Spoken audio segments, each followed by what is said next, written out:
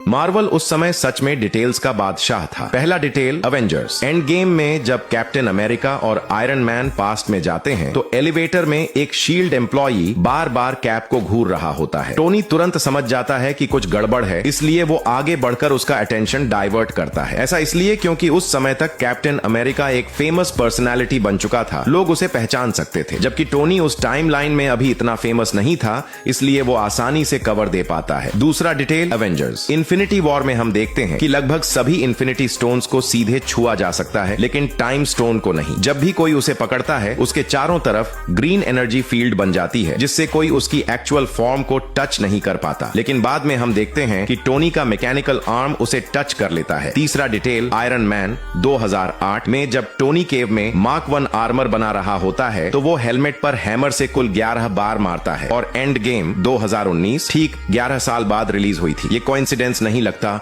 Marvel का detail level ही अलग है। अब एक्समैन और डेडपूल यूनिवर्स की बात करें। जब Deadpool x force team recruit कर रहा होता है तो सभी मेंबर्स की फोटोज वॉल पर नाइफ से टंगी होती हैं, लेकिन डोमिनो की फोटो पिन से लगी होती है। बाद में जिनकी फोटोज नाइफ से लगी थी वो सब मर जाते हैं और डोमिनो बच जाती है। Pure luck. दूसरा एक्समैन फर्स्ट क्लास में बैंशी जब अपनी पावर दिखाने वाला होता है तो सबको ईयर्स कवर करने को कहता है, लेकिन डार्विन इग्नोर करता है क्योंकि उसकी एबिलिटी उसे हर सिचुएशन में अडेप्ट कर देती है, तो उसे कोई खतरा नहीं होता। तीसरा आयरन मैन 2 में जब नया रोडी डॉन शीडेल आता है तो वो एक डायलॉग बोलता है, look it's me, I am here, deal with it. ये एक्चुअली मार्वल का सबटल जवाब था टेरेंस हावर्ड को रिप्लेस करने पर। चौथा अवेंजर्स 2012 में लोकी जब कैद में होता है तो एक सीन में थर्मल इमेजिंग सूट उसके पीछे होता है, लेकिन उसमें लोकी की हीट सिग्नेचर दिखाई नहीं देती क्योंकि लोकी असल में फ्रॉस्ट जायंट है और वो नॉर्मल इंसानों की तरह हीट इमिट नहीं करता। अब स्पाइडरमैन से जुड़ा interesting detail, Spiderman far from home में जब पीटर नई सूट पहनता है तो उसके मास्क के लेंसेज में रिफ्लेक्शन दिखता है, जिसमें दो पुराने स्पाइडरमैन टोबी और एंड्रू